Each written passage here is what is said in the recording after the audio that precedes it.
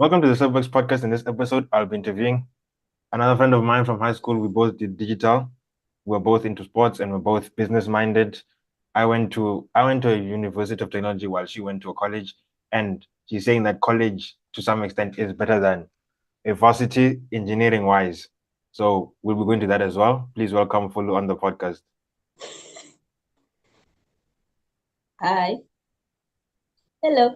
It's great to be here after many postponations. Is that a word? Postponations. Wait, is that a word? Sorry. Is that a word? Okay, wait. Let me say this. After we postponed many times on my side due to load shedding and network errors. Yeah. But it's great to be here.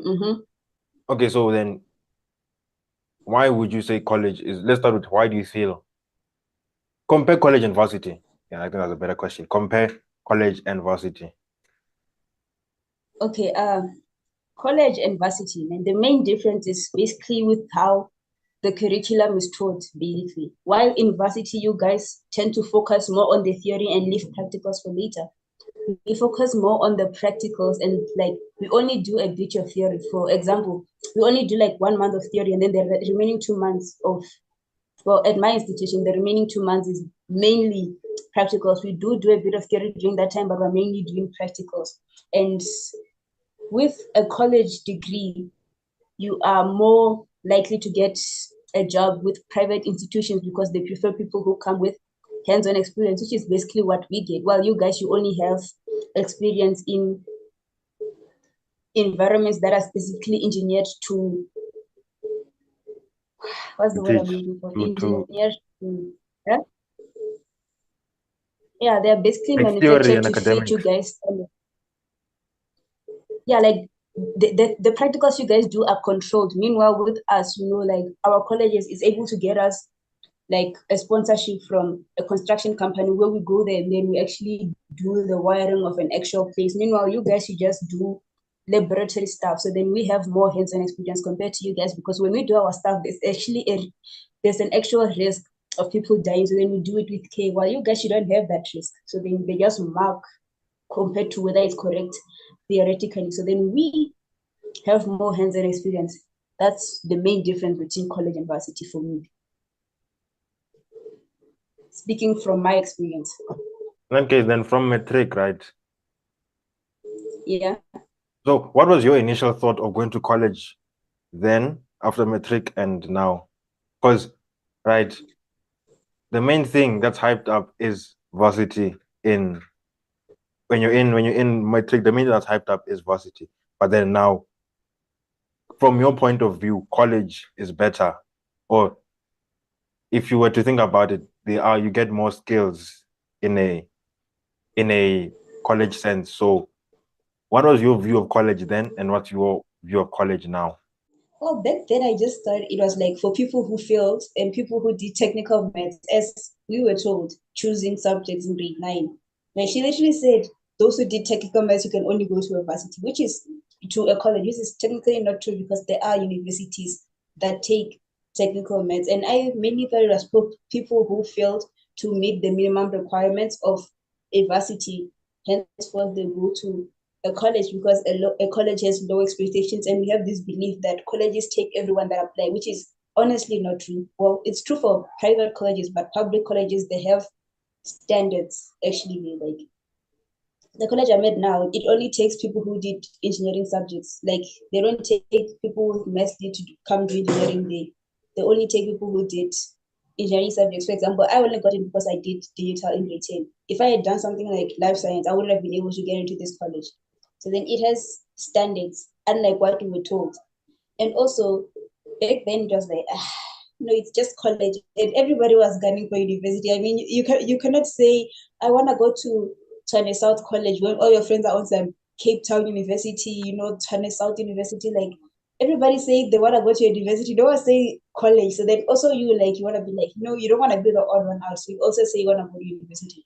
But then now that I'm in a college, I actually understand the main difference between a college and a varsity, which is whereby for me, basically, when you go to a varsity for engineering, you are actually slowing yourself down because you don't come out with as much hands-on experience as a person compared to colleges, which is why most artisans in the engineering field went to colleges, and very few of them actually who went to universities actually have to do hands-on experience first. So then when I come out of a college, I have hands-on experience. Like I can usually put on my resume that I have 2 years of experience in electrical engineering, while you don't have any experience because you didn't do anything. And then when I come out, I also have contacts like with people from the companies that were contacted to work for in regards of helping out, because we are basically in a college. You do free labor for private companies, that mainly construction companies, for hands-on experience. So I have those contacts on my number that they can say that yes, I did this certain practical with them, I did this certain practical with them. At a university, you don't have that kind of practical experience. You have engineered experience on an environment that is built to suit you guys, in my views, because I hate varsity at this point. And also I was waitlisted. So being waitlisted is like, it's so bad. And then I basically realized that I don't have a choice besides applying to a college, because they waitlisted me, and then on top of waitlisting me, they open late applications. Like, why waitlist me and then open late applications? No, you're supposed to tell me that, dude, we cannot take you for computer engineering, but we have an open space at electrical engineering or something like that. So then once they waitlisted me, I knew an open late application. The year was shy. I was like, I know what, let me just go to a college. Like people that advised me who were in the engineering field, like I have an uncle who has construction companies, an uncle who does mining engineering, who told me that going to a college and doing electrical engineering, heavy current to be specific, mostly broadens my career choices, because I can go into construction, I can go into mining, and so forth.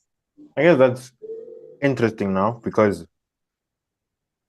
there are so that means that engineering wise, given that it's a practical subject, you start at the number one thing engineering wise, because it's a practical subject, the main thing. Well, if you find this as the audience, if you find this controversial, you put it down in your comments and then explain what you say. But from what you're saying, then because engineering is a practical subject, the number one thing is college.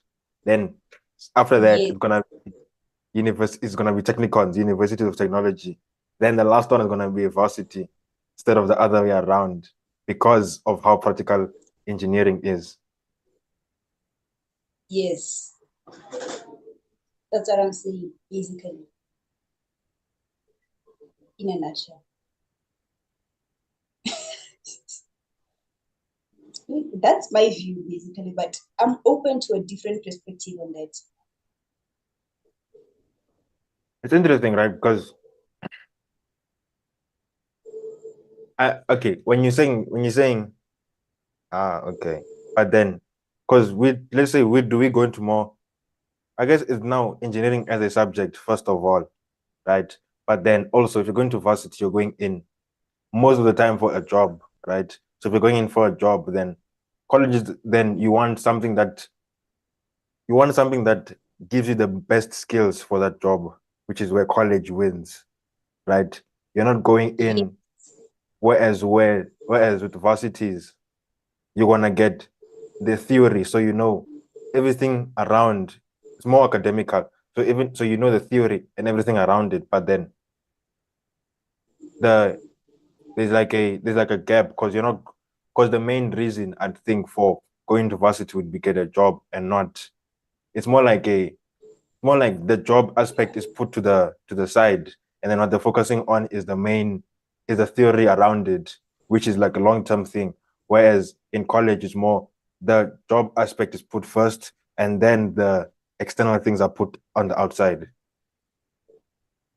yes, basically, because if you check like most job openings now, they say at beginners level they want you to have 2 years of experience. I wouldn't be applying for a beginners level job if I don't have 2 years of experience, which is where varsity does not give you that experience.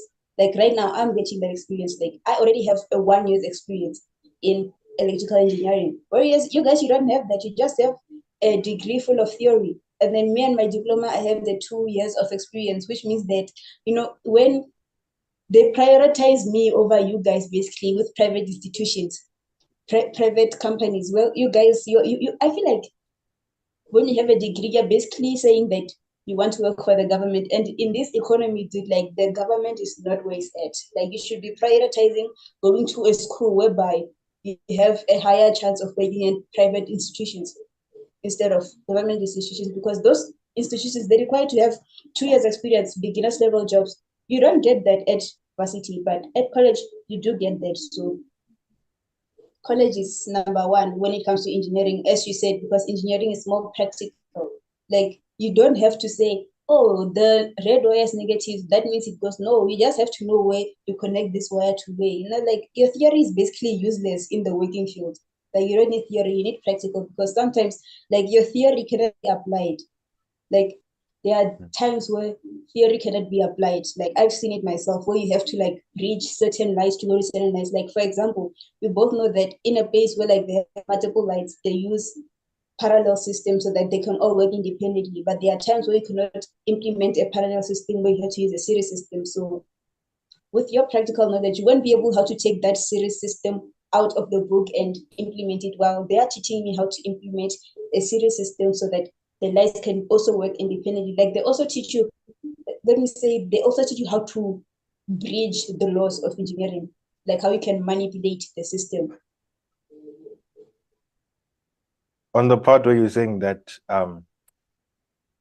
that you're not able to apply your theory, I've seen that not in electrical, but on the business side, that I've seen that you know the Exactly, like theory and you know theory. everything, but there's like even when you try something, you always feel you try something and then it doesn't work out, and then you always feel there's something you feel you're close, right?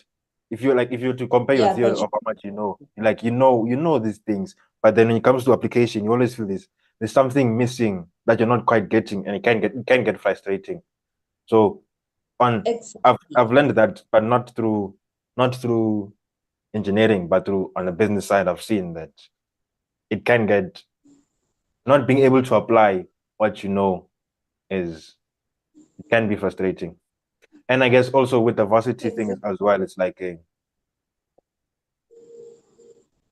sort of like I think I said it in the previous episode, but it's sort of like you're waiting for the lecturer to tell you what to do in a sense.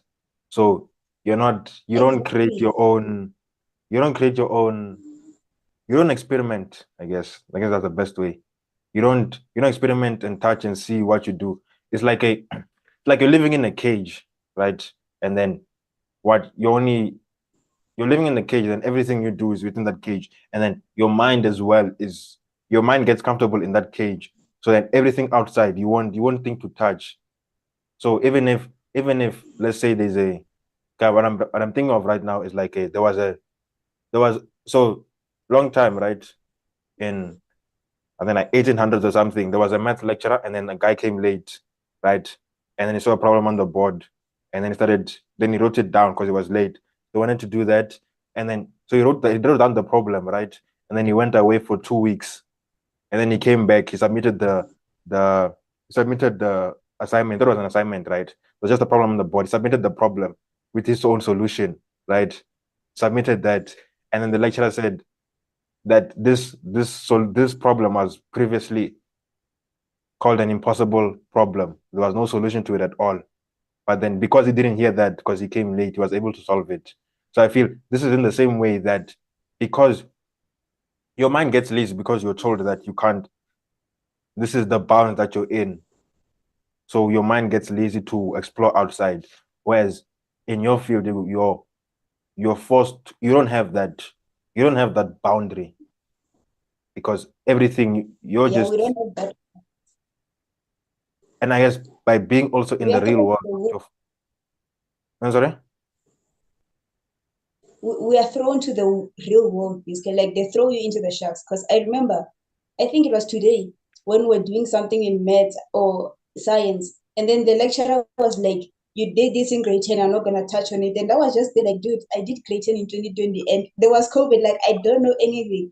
With you guys though, when I reteach it to you guys, because you know what, you have 3 years to learn the whole syllabus, while we only have like basically 2 months because we start exams on the 27th of March. So then we don't have that much time to learn the whole theory. So then he just said, you did this in grade 10. Moving on. Even we are there, like I did grade 10 in 2020. Remember in college, dude, like in my class list, there's literally someone who was class of 2016. Like imagine remembering stuff you did 2014. Like I don't even remember stuff I did in 2022, but look, it's rough in college, dude. Like we don't have that comfort. College is not that easy at all. But yeah, no, we fight. And I guess also with real world experience, with being in the real world, you're able to put your ear to the ground. I guess that's an analogy I'm gonna use. You're able to put your ear to the ground, so any vibrations and anything you feel or hear, you're receptive to it. Whereas us, we're sort of living on a floating island, I guess. Floating You island by guess its you are own supported machines and everything. you guess you are limited when it comes to the real world. Like unless you do practicals at other schools or stuff like that, you are basically limited to the practicals that people have been doing for the past 15 years, where they are still failing them, but then they're applying them to you guys. It's varsity. Meanwhile, here, like there's a different practical each and every semester. There's a different person that's saying, I'm building this. I want you guys to come work on my electrical stuff. Like, obviously, we don't work alone. We have these people showing us the rules, but then we get that experience like firsthand on, and we actually get employed as like apprenticeship. Do you understand? Like college, I can basically say you're doing an apprenticeship because you come out with experience while you're also learning, like hands-on learning. That's what I can say about college. It's basically an apprenticeship. Well, my college to be definite. Because with diploma, right? Okay, so TET has high certificate, diploma, and bench tech. So what I'm doing is bench tech, it's not a straight bench, which is why mine is 3 years as opposed to. So when I get out, I'm gonna be NCAF 7 instead of 8, right? So with that, I guess the nice thing about TET is they have specific. Okay, I'm sure it's not as much as you guys, but they have like specific projects that some lecturers are working on that you won't find anywhere else in other varsities. So I guess that's the nice perk. I guess an example would be the solar car. That's one example. So that's a nice perk about being in TUT. But as we have, let's say we have the diploma on their last semester, they're forced to work. So as part of their learning, they're forced to work sort of and go out and get experience. So I guess from the diploma side, they have that. Whereas from once it BEng, because I'm doing BEng, so once it BEng tech and maybe BEng, you're just learning. There's no, you're not being, so any internships or apprenticeships you get, you're gonna work on them on the holiday, or maybe it's a bursary or some connection you made at a networking event, graduate event, something like that. Not gonna be part of your syllabus in a sense. Meanwhile, with us, it's actually part of your syllabus in a sense. But then they always make sure that that syllabus, I mean, right now, we only we only get to get apprenticeships until the 15th of March. After that, we're at school revising the theory because we do write exams that come from the Department of Higher Education. So we also have to have as much theory, but we do more practicals. If I don't think if you're getting me, I don't know if you're understanding me, but what I'm saying is that we only have like a limited space of time to do apprenticeship, which is it gives us like real life experience because we're gonna have to work under pressure. So then imagine a guy comes here today and then he says, I need you guys to draw the electrical plan because you actually have to do a plan when it comes to your house with electrical engineering. And then he did a first job with his architecture and said, don't do the electrical part. I have people to do that for me. And then we have to start from there. Like we have to take that architecture plan and then put in the light bulbs, the fridges. Like we basically decide how the wiring goes, and then we also do the wiring at the same time. That's what I can say. And also, like with our apprenticeships, like I said, you have limited time. Like you stop apprenticeships 25, no, 15 days before we start exams. Like we are no longer allowed to do the apprenticeship. So then if a guy comes to us on the 20th of March, we cannot take him because we have to focus on the theory part for the examinations which come from the Department of Higher Education. Like, I don't know why they don't give us their own exams because it will be easy. Meanwhile, with the Department of Higher Education, like I'm writing an exam compared to someone who is in China South College who was doing theory the whole trimester while I was also busy with practicals on the side. So I feel like it's a bit unfair, but what do you have to deal with on my side? It's funny you said Department of, like the way it's like you were born to pick with the Department of Higher Education. No, remember, like I'm in a private college. I don't know if I mentioned that, but I'm in a Oh, private okay. college. So then I would expect something like IEB versus DBE and Sakai kind of vibes. I Okay, was not okay, expecting I the hear you. I hear you. education when I got there. Exactly. So then when they said our exams come from the Department of Education, I was just like, dude, like you have people doing theory for the whole 3 months while we only do theory for like a month and you expect us to be on the same level theoretically with them. Like, Oh, okay, I just feel okay. like it's not fair to us because we spend more time on practicals than on theory. So then I don't think we should be just based on like public institutions when we are private. That's what I'm saying. Okay, I hear you then. Okay, on your side, right? How Yeah. did digital help you with with the electrical engineering, and how did it help you with doing digital welding? It's there are points in which it helped, like when it comes to electrotechniques, industrial engineering, like digital, yeah, some digital can be used there because remember at first the basic of all electrical engineering is Yeah, yeah. electric circuits where digital come in. Like I had all the shortcuts, I had everything. And then also at engineering science, like we also did calculating of timers, which is we also have them in industrial electronics. Yeah, industrial electronics, which helps us with compound and whatever. So then it really did help a bit, but not that much because it's not the same thing. Like I said, like there's no OHS this side, there's nothing to boost your mark. So then you really have to focus on on the work. Like you need to know the work.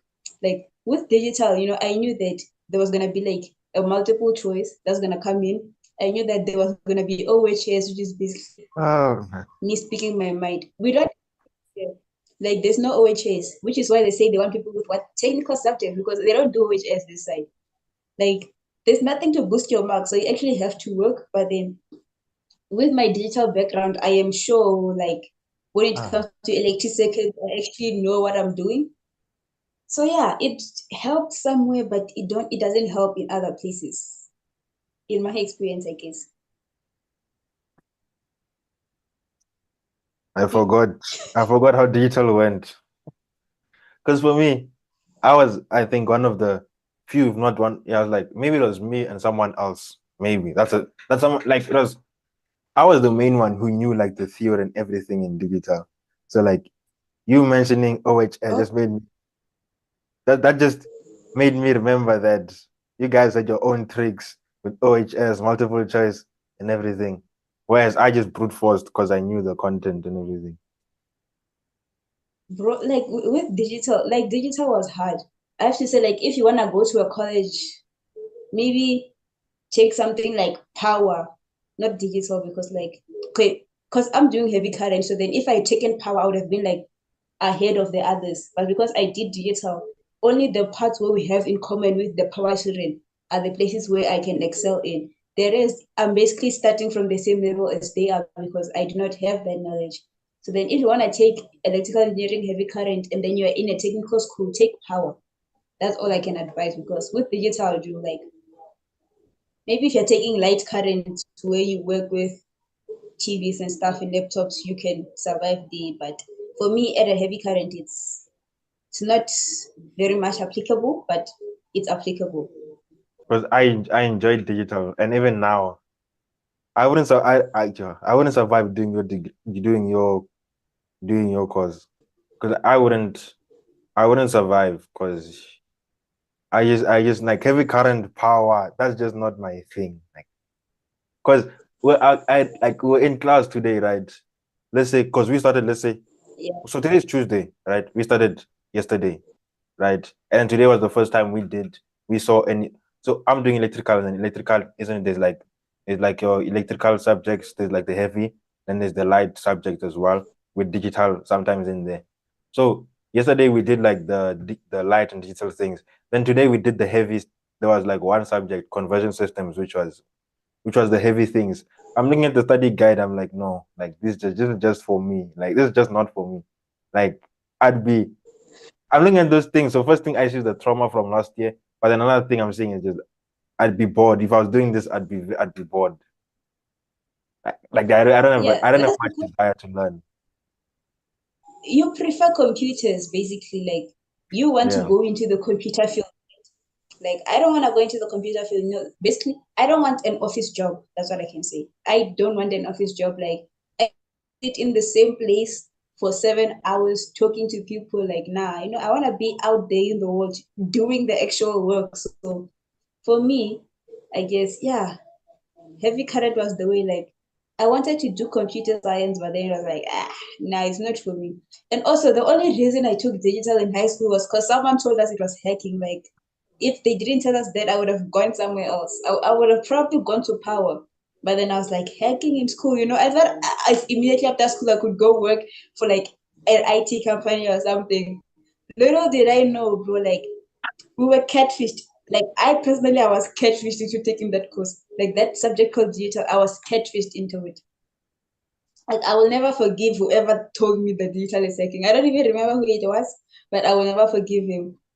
Because no, like there was no hacking. Like I was surprised, okay, maybe the timers were like a bit of programming and stuff, but then everything other than that, there was nothing to do with computers. It was never computer related, I guess. So yeah, for me, heavy current is the way to go. If I were you guys doing light current, I'd be bored because I don't want to do light current stuff. Like the way you're saying it, like it's an indoor job. I don't like being indoors personally. So college is the way to go.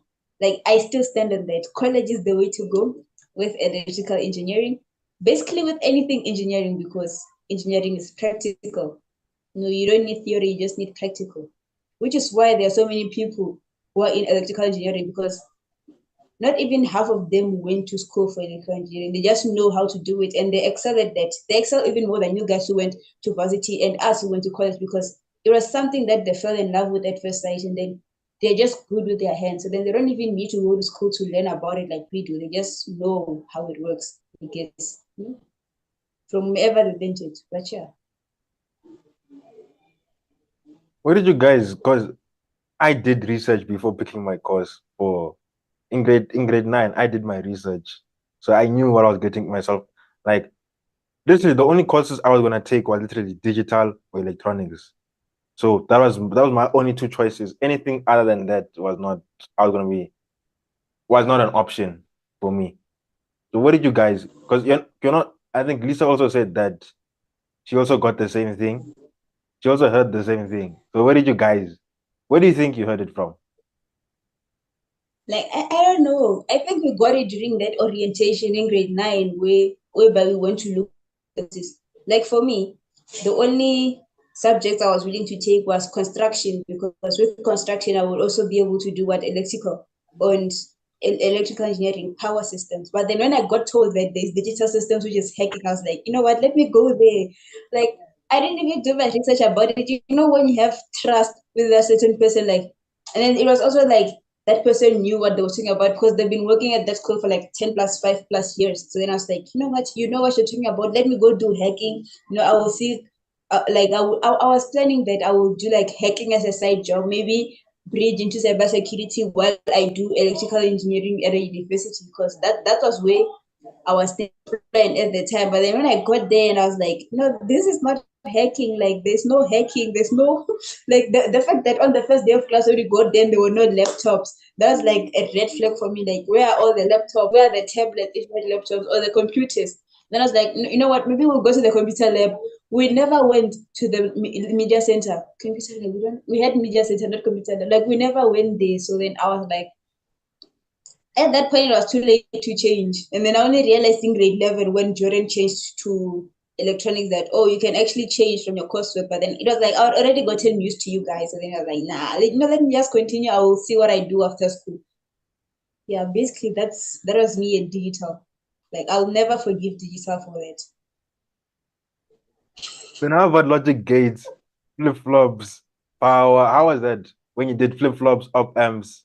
How was what were you thinking during those things? Because okay, so we did logic gates in grade 11, Kana maps and whatnot. And then we did op amps, Yeah. which was like the whole first semester in a sense, like 6 months, just op amps. Then we did how was that? For me, it was basically the same. Like, those things, if you look at them, they're basically the same thing. I mean, logic gates, they're the Okay, same but thing. If but you I ask mean from a my experience, standpoint, like, from the standpoint where you're saying that you wanted to do power and then you were from a standpoint that you went into digital for hacking, but then you were disappointed. So from that standpoint, when you saw those things, those logic gates, those op amps, and everything, what were you think? What was going through your mind? I was excited for the 01010 was because that's hacking. What did they call that language? I even forgot it. What code is it? Binary machine Shit. code. Yeah. Binary code. Yes, I was excited when you go to binary codes because I was like, finally some hacking. And then I thought maybe after all this time we'll actually go work with the computers. It never came. Like, I was disappointed. Like, I was excited for the logic gates and stuff like that because binary code, but it never came. Like, all we had to do was memorize the binary code of all the logic gates, and it was like we never really got to apply it. Like, maybe if he took us to the computer lab and had us have a conversation on email using binary code, maybe I would have been a bit satisfied, but then it never came. So then I was like disappointed because that certain chapter, it gave me hope. Like, I thought maybe we were studying on the basic theory of computers before we go into the hacking stuff. So when we got to logic gates, I was excited, like, yes, finally hacking is about to begin. And it never came. Like, it made me resent logic gates at that point. Like, I was not even interested in learning the zero ones because, like, I'm not gonna do anything with them.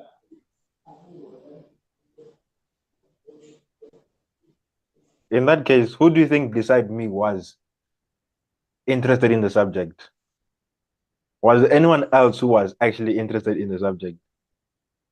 Maybe Zano because he actually passed. Like, unlike us, like, I for digital, I honestly did the bare minimum. Like, even during exams, I only studied certain chapters where I knew that if I Good pass enough. this one, then I'd get 40. And then that was the end of the day for me. Like, even when you did PET, I was only aiming for 15% in the exam so that I could basically reach 40%. I got out with 49, I think, for digital. Like, I don't know where my tick certificate is. I like, don't judge, dude. Like, I don't know whether it's in Venda or I left it with my mom at home. But yeah, basically, like, maybe Zano was the only other person interested in that. Between Zano and Malova, those two were interested. The rest of us were catfished because remember, like, in grade 10 when we started off digital, there was like 30 something of us. By the time we got to grade 12, there were only 16. So people dropped out the J school because of what?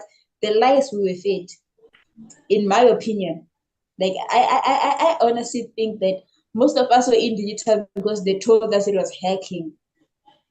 Like, we were not there for like digital, we were there for the hacking, but shit happened and we ended up doing theory all throughout with no hacking. Well, binary code was a little bit into IT, but Morse code, it was, yeah, it was not that bad, honestly speaking, but it was not what I expected. It was not bad, but it was not what I expected, which basically it made me lose motivation to study the subject because it was like, I don't want to do this after school. Let me just pass and then I'll make a plan after school. Like, that was what I said after graduating. Like, I'll make a plan after school to see how I can get into the engineering because this is not the way for me. Like, honestly, if I knew before that you could have changed from like digital to power, I would have done that. But then I only found out in the 11 and I was already used to you guys. And then people in power, I was gonna have to start from scratch. I don't have the greatest stuff. I was like, no, what, let me just continue with this, with people that I know. And of course, I could always count on like you or Lisa. You guys, you always did your homework. So I was like, you know what? I don't even have to do the homework. I'll just get this book for 2 rand in the morning and move on with my life. Yeah, but that was that. Digital, that was digital for me, basically. Like I would always count on you or Lisa and Alicia to copy from. Like I honestly, Oh I did the man. bare minimum in the project. And also like we didn't have any past papers or anything. So then there was not many resources with digital. Hence, I could say it was extremely difficult during digital because you go online, you don't find any past papers at all. There are no YouTube does not explanations. The only help. YouTube does the not only help. explanation, exactly, like only Indian videos on YouTube, and then the accent, like it throws you off immediately. Like, yo, digital was a nightmare, if you ask me. For me personally, it was a nightmare. Like, I don't want to go through that again. I wouldn't advise anyone to go through the digital route. Like, yeah, nah. But then it wasn't that bad, with fun people around you. That's why I was always a distraction in that class because I was not interested in learning. Like, I had better things to do in that class. Like, I just felt that, especially in grade 12, when we actually did PET, like, where PET was actually forced because grade 10 and 11, like, we just did PET because we had to, it didn't count for anything. So in grade 12, I just saw that, oh, if I actually pass my PET, then I don't even have to study for the exam because I have that 25%. I just need 5% to get to 30 because pass mark for the child was 30. So then I was like, as long as I get to 30%, I'm fine. That was me basically last year. But surprisingly, I made it to 49, which is almost 50. I should have done remark for that subject. Maybe I would have gotten 50, but yeah. And then someone's child had the guts to rewrite it during June, and I was like, what the fuck? Like, yo, dude, it beat you for a reason, let it go. It's not yours. Yeah, that was digital for me. Okay, then what did you think when all of our pets did not work? Because we did our pet Ah, mom. All of them that didn't. All of them didn't work. was a given. Firstly, none of us knew how to connect the components. None of us knew how to solder properly. Like, especially when we had to do the timers and the N what microcontrollers. Is it a microcontroller or am I lying? Yeah, especially when Yes, we I'm had to do the microphone. timers and then some people's circuit board you bent them because you couldn't get the solder to stick onto the stuff, and then there were double joints whereby you joined two legs with using one solder. Like, that was expected. Like, I knew from the beginning that my thing was not gonna work. Like, that was a given.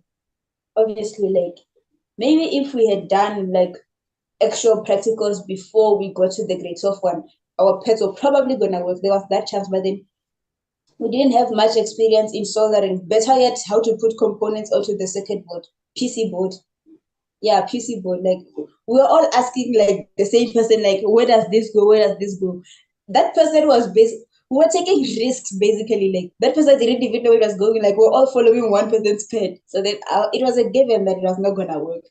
Like, I knew from the beginning when we started soldering, it was not gonna work. But then I did it because I can have the marks for like soldering those stuff in and everything because the pet rigging didn't actually count for that much marks. If you look at it, like, if the pet actually working counted for that much marks, we would have all failed digital dismally because none of our stuff were working. So then it didn't count that much marks if you looked at the memo that he was using to mark. So we know you had all those small marks for like soldering here and there, but then if you thought your thing was gonna work, you were lying to yourself. Like, you were lying to yourself. I had Because hope. basically we were lying to ourselves what we thought the thing was gonna work. Like, I remember people were so confident on their pets, like they were gonna work. And then I was like the second person to submit my practical because yeah, Coachella was the first one. And then I submitted after Coachella. At that point, I didn't even connect it to the power source. I just told Mr. Thompson, like, sir, mine does not work. Like, straightforward. I was like, mine does not work. I knew it did not work. You know why? Because I had but at some point trying to solder the leg of the controller and what. So then I knew it was not gonna work to begin with. And then it's like, are you sure? I'm like, yes, they just give me zero. That's what I say literally. And I went home. And then someone's child, dude, had the guys to go test. And then when it was not working, they went back and then unsoldered everything and resoldered. Like, you're wasting your time. It's not gonna work. But yeah. That was the pitch for me. Speak honestly speaking. Like I knew it was not gonna work from the beginning because I didn't know how to solder, I didn't know how to put the components into beginning. Like I was following the advice of someone who also didn't know what they was doing. So it was a given that they weren't gonna work. Okay, so you've always been someone, I'm sure even the viewers can see, you've always been someone unfiltered. And whenever you have something on your mind, you just say it. So where does that one, where did that start? Has it always been there, or where did that come from? I guess I'm not sure whether it's always been there, but then you remember like let me say grade eight, ne? When we're in grade eight, I'm pretty sure like everybody, we started in a friend group that had like 16 people, 16 people. And then by the time we got to grade 12, it was like only two people that are still friends in the friend group, like we were five minus, like not all of us were no longer friends. So then I think that's where my carelessness in talking started to come because even if you talk to these people nicely and you sugarcoat your words, dude, like they will still find a way to turn themselves against you. So then I just figured there's no reason for me to have a filter because like some people they choose what to listen when you're talking. So then if I had a filter, like you're gonna choose what to hear in my words. And meanwhile, now that I don't have a filter, now that I just speak freely, like you're actually forced to listen to what I'm saying. Like you cannot choose what to hear from my words because all of them they're like attacking you deep. Like if I were to attack someone emotionally, they would commit suicide because I wouldn't sugarcoat myself. Like I would, like you saw how I was with Shekinah. Like I never sugarcoated anything with him.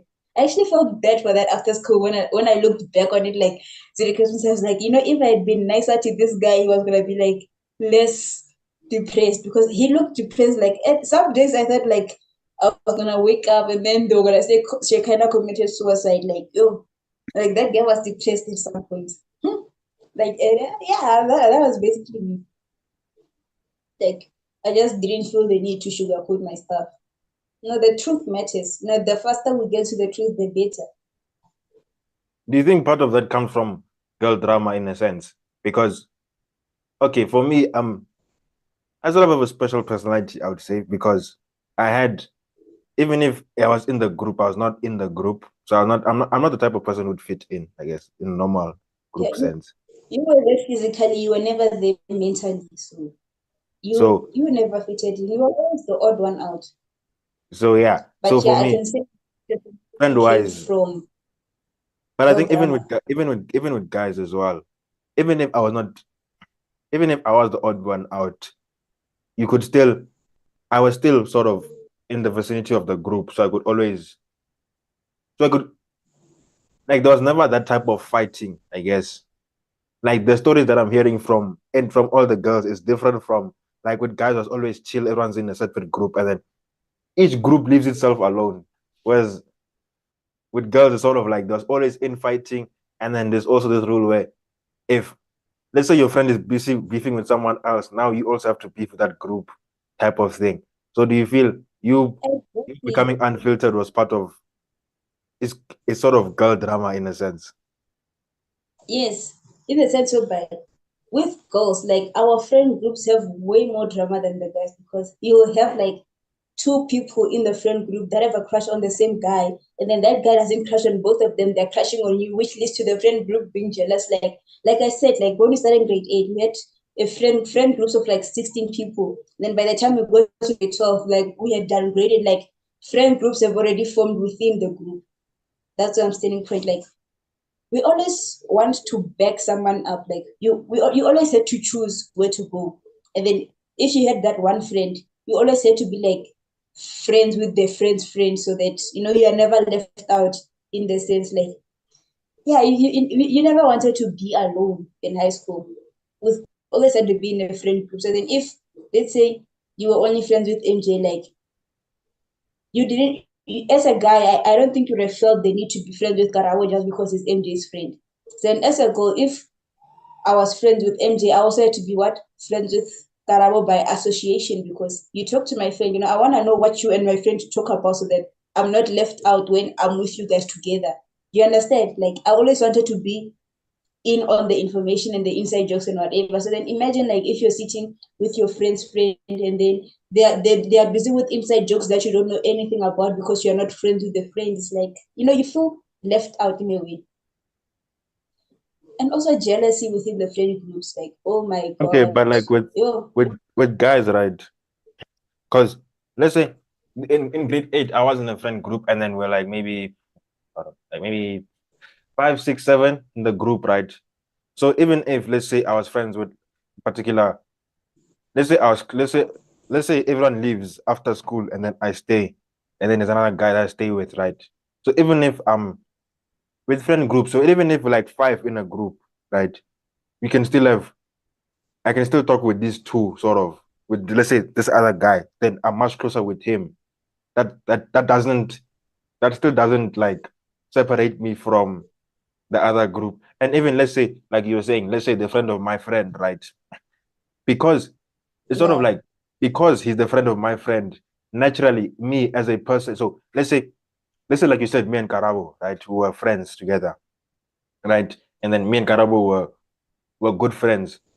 Then naturally, any other friend of Karabo would be I'd naturally gel with them because they gel with Karabo, if you get what I mean.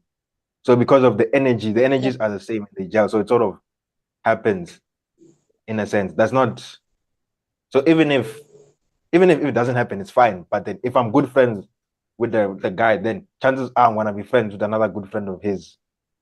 That type of dynamic. Yeah. We, I can say that most friend groups are formed by, let's say, most of us were friends by association because there was this one particular group, there was this one particular person in the group who was friends with everyone else in the group. Meanwhile, in the group, I was like friends with 2 or 3 people.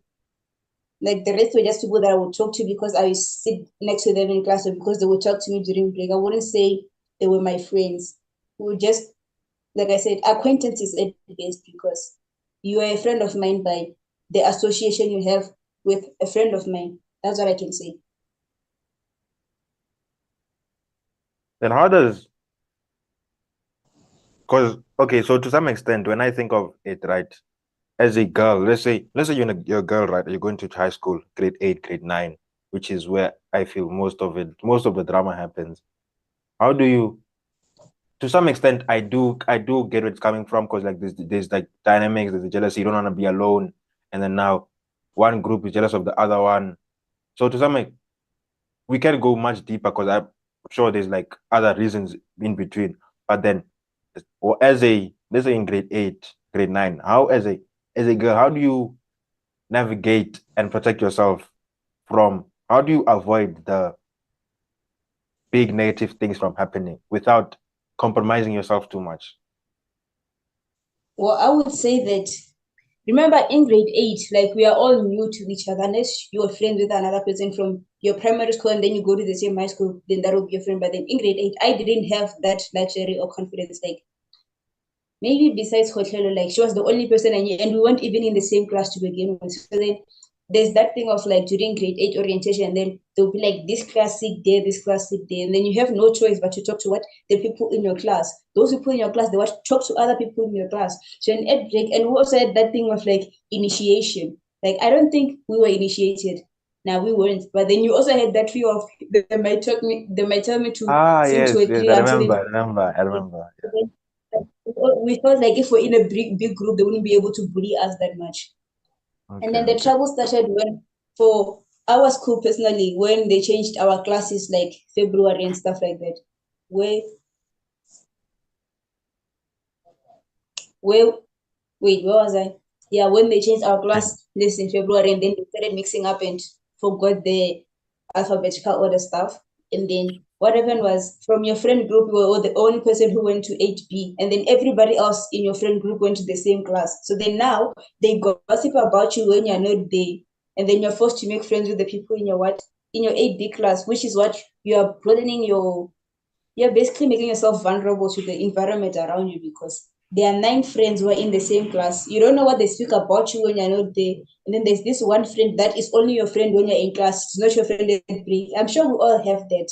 Like they're only your friend in class, and then at break you act like you don't know each other. So then you don't know what that friend in your class goes to tell her friend group about you during break because you're with your own friend group that was together in the same class. So then when you get there, one person spread one view and then they all just took that view because you were not there to defend yourself. So then that's where I guess the vulnerability in high school starts, because you have a much larger friend group than you're supposed to be. Like, friend, you should be 3 or 4, but then because you're scared of being initiated, you form friend group of like 16 people.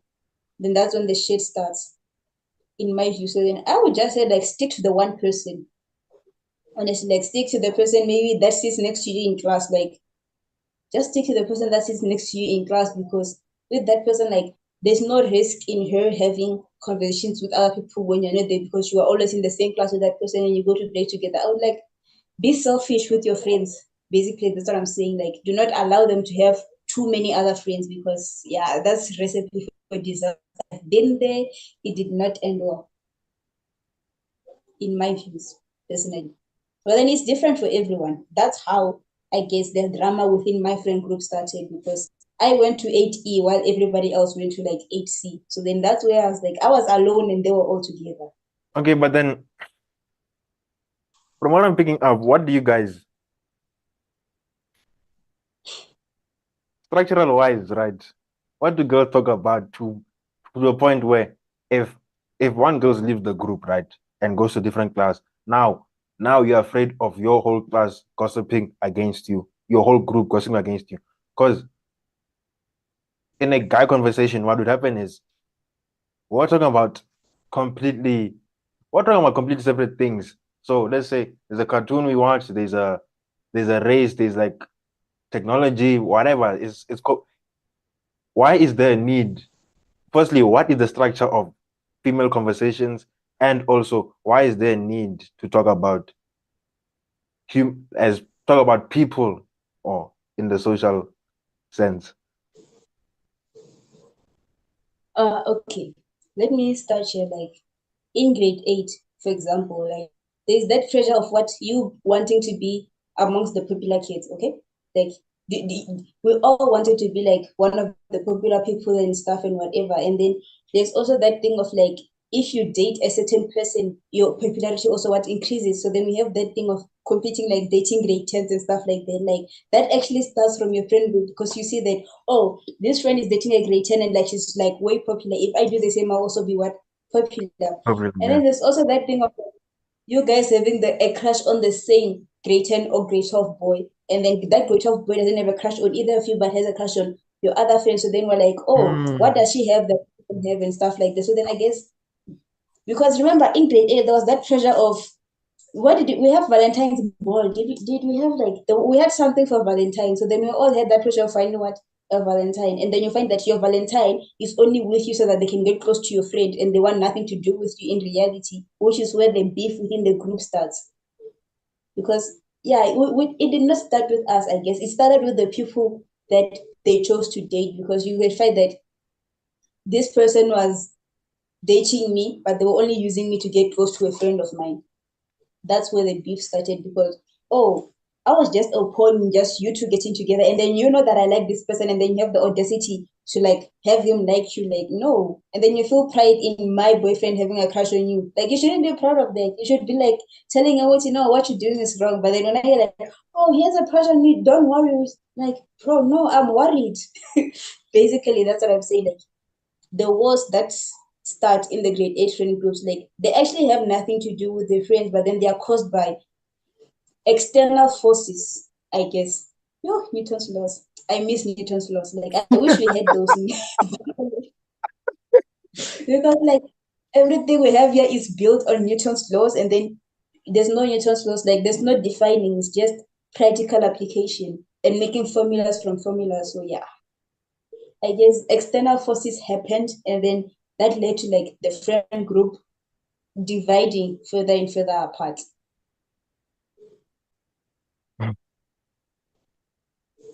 from a standpoint of, okay, I don't know from what standpoint. I can't find the name, but so that means then a guy's life is easier. Okay, so for guys, it's a given that no one is gonna be interested in you in grade 8, grade 9. If you're just coming from grade, it's a given that Yeah, because it's a given that no one is gonna be interested in you. So you don't have that pressure. Whereas as a girl, your standard, your number, it's like now you're trying to get higher up the social hierarchy because you can. Like you're sort of you want to do it before it's too late, I guess. So now Exactly. there's a lot of that's where now the tensions come in.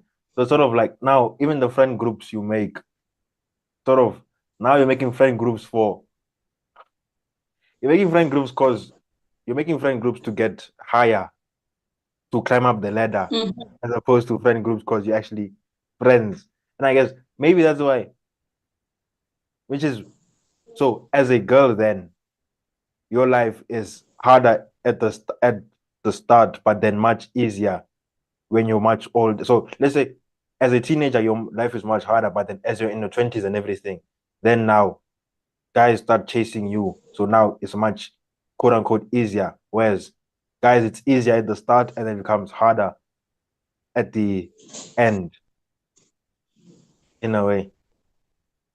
Well, not necessarily, but yeah, I see where you're going at Yeah, because as a grade, in like like giving in that grade eight, flow. That's what I mean. yeah, like obviously in high school, you didn't want to be known as the nerdy kid who's sitting alone and whatever. You wanted to be amongst the popular kids. So then, obviously, like grade 10 goes on and I have a crush on grade 8 boys. Like, that will just be weird because you guys are still having acne days. Like, if you check most boys that come to high school, they still have their acne on full blast. Meanwhile, as a girl, I've already recovered because I learned about skincare much earlier. So then, the grade 10 grade 12 boys, they want to be with us because we're still fresh. We're easily, like, they could easily manipulate us as grade 8s. Like, that's what I'm saying. Like, they could easily manipulate you when you are younger. So then I feel like you get to that point where, you actually, maybe let's say halfway through term two, you actually realize, okay, no, man, this guy is actually using me to do this and this.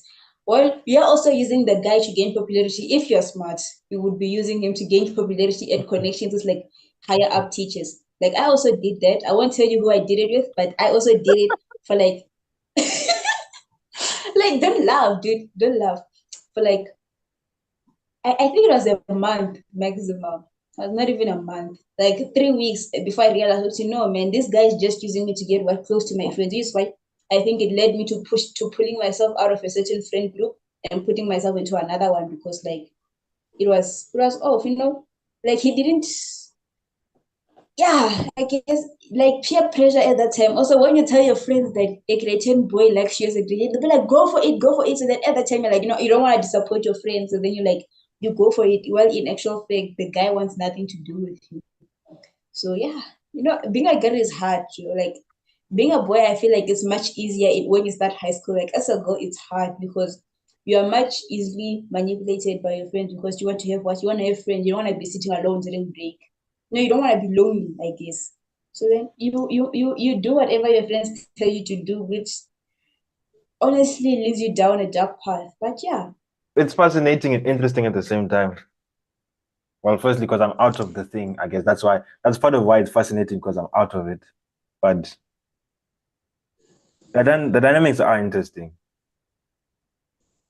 yeah. Now, the I worst mean, part about we all we wanted can't. to be friends with that one girl that was friends with people in higher grades so that we can also have connections, I guess. Now, as life is hard as a girl, but like I don't want to lie to you. As a girl, life is hard starting high school. But then as you grow older, and then you realize like, oh nah, not like this friend group is not gonna work for me. This friend group is not gonna work for me, and then you realize that having friends is completely unnecessary because this friend group does nothing to develop you personally or anything, even academically. Like they can't develop you because what you're all failing in the friend group. So then that thing where they say, like that's the truth, dude. Like once you write a test and everybody in your friend group fails, just know that the friend group is not for you. Just find another group because if that one person passed, like I would understand that okay, this person is gonna influence us to do what to do better. But then if you all write a test and you get 20 or 50, like bro, there's nothing for me to do in the friend group because we are not uplifting each other. We're basically saying, oh, 20% is a pass. It's not a pass. But yeah. Very interesting. If you guys want to hop on what Fulu has said, then drop a comment down below. There's some interesting things that I said. Fascinating. If you want to also explain it for me, Yeah. or just add on, then send me an email if you want to join the podcast as well. And yeah. Okay, so yes, you've told me high school. Then how was it moving then from how do you view moving from being a girl to a woman then? Ah, I guess. Well, you move from being a girl to a woman when you realize that certain things in your life you don't do it because you want to do them, but because you find it necessary. Because, like, remember, right now, what I can say is that you see what's going on with the iPhone right now. Like, everybody has the iPhone 13, iPhone 15. Like, most people, they're only doing that so that they can fit in with their friend group. Like, iPhone is the in thing. So then when you move from being a girl to a woman, it's when you realize that, oh, I don't need to actually fit into this certain category to be defined as a human being. I don't need to fit into this category to be fit into the certain friend group. Like, for example, right now in my college, I'm the only one that uses an Android. Like, I'm the only one that does not have a Wow. what is it called, that Apple laptop? Mac, What do Mac, they call that Apple laptop? Yeah, the I'm the only Mac. one that does not have a Mac. I use Wow. an Asus 2018 version. Like, I don't even feel the pressure that I need to buy a MacBook because you study with your MacBook and you still fail. I study with my SS and I still pass. Like, the PDF the lecturer sends us is gonna be the same. Whether you view it with your Android, your iPhone, your MacBook, or your Lenovo laptop that sounds like a generator, it's gonna be the same. So then I guess when you realize that certain standards are not for you, like certain things are not for you, that's when you become into a woman, where you realize that, oh, I don't have to wear this type of clothes just to be a woman. I can wear something I can be comfortable with. Like, when you choose comfort over stylish, that's when you can say, oh, I'm starting to make sure because I'm actually comfortable in what I'm wearing. But in the stylish clothes, you would feel like the clothes are too tight or they're too loose. Like, you would feel like, no, that's when you find your true self, because you find a style that's for you, that you can feel comfortable. And then when you're comfortable, you're confident. Meanwhile, when you're conforming to the standards that have been set for you, you are not necessarily confident because you're not comfortable in what you are doing. Then when you start being comfortable and confident in what you're doing, that's when you become a woman. And in order to do that, you need to separate yourself from the standards that have been presented before you. That's what I say. Like, for me to be comfortable in the university, because in a college and not a varsity, because I no longer felt the pressure to go into varsity when I realized what college is actually all about. Like, I no longer felt that need, to say I'm going to university. Like, if you ask most of the people right now, I was sure that I was going to go to university, but then now that I'm in a college, I'm not even ashamed to say that I go to a college. I even motivate people to say that even if you didn't get into high school to into a course now, do your higher certificate. Like, those were things that we look down upon because everybody else is starting at their bachelor's degree. So then you felt like a higher certificate, now it's gonna slow you down. It's actually going to improve your future better than that person who just jumped straight into the bachelor's. That's what I can say. Like, not conforming to the standards of the world is when you decide you move from being a girl into a woman, in my point of view. But with the higher certificate thing, I've seen at TET because I've seen, yeah, it's better. I guess as long as you're doing something, because yeah, higher certificate, because generally people with higher certificate have a better. I'm the odd one out in my You have a situations. I'm an odd one out in my own situations. But anyway, most people with the higher certificate are much better in BEng than people who just went straight in because there's a lot of background. But yeah, since I did digital and was actually focused in it, then sort of an odd one out again. So, but yeah, even that one. But and also like it just I've seen like there are a lot of people who are doing like higher certificate.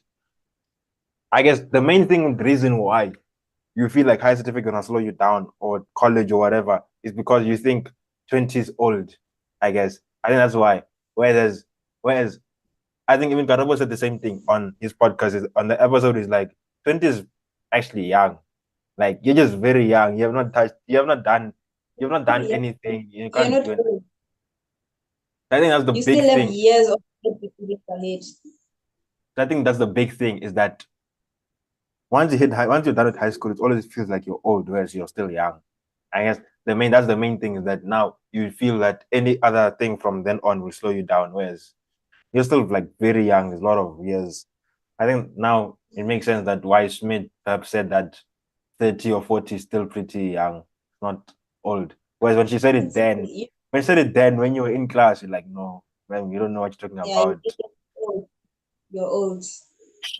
But it's actually pretty young because remember, like right now, as we speak, now there's someone who did matric in 2023. They are still on the waiting list of a university, while others have already what started learning. And then instead of applying into a college or a higher certificate, they're saying that I'm gonna apply when next year. You didn't get in this year with the group of matriculants you have that came from the years 2015 before.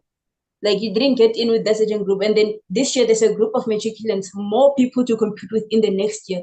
Like you should have, I feel like people are afraid of doing stuff that are not like a bachelor's degree because according to the standards that have been raised by like the bachelor's degree is where it's at, and it's actually not where it's at. Like most people right now, they don't want to do. They are not in university because they didn't want to do diplomas and high certificate. It's not necessarily because they're stupid, but some people are at home because of space constraints in university. It's not that like I don't understand. Like I have a friend who did matric last year. She's at home with 7 distinctions, like a bachelor's past, and then she doesn't want to go to a college or whatever because she feels like she worked too hard in high school to go to a college or to do something less than better. And I also had that mindset because I was like, I went through too much at I also had ETHS it. to end up in a I college. also had it.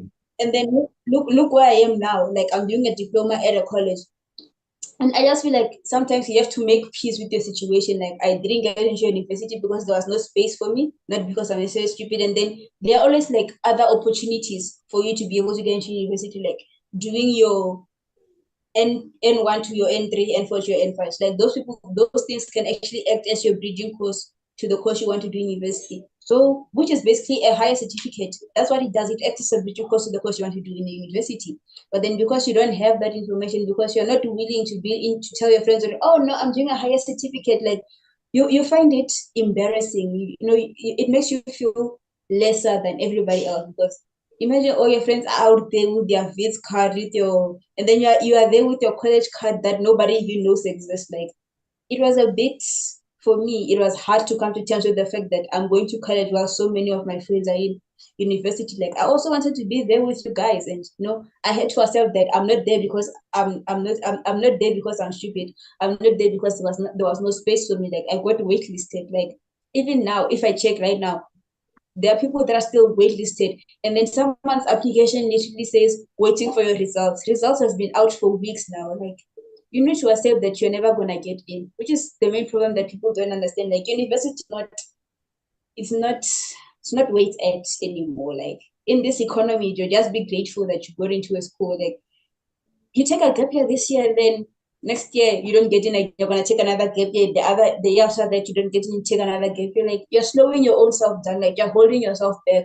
Because if you had done a higher certificate or went to a college and did a diploma, you would have been far in your career by now. Which is why most people start college at 2021 because they were not willing to come to a college before. They were like forcing you to go to university, busy with school rewrites and whatever. Like that thing is not for everyone. Like university is not for everyone. That's all I can say. Like it's not for everyone. And Chemo did say as well, because I had Chemo on the previous episode. Chemo also did say that, like, from the because I think he was upgrading. So he said, like, in varsity, there's like 33% of people who went in. Like, only, like, let's say there's like, I don't know the numbers. So I'm going to say 100,000, but it's probably more applying to your vids, UP, whatever.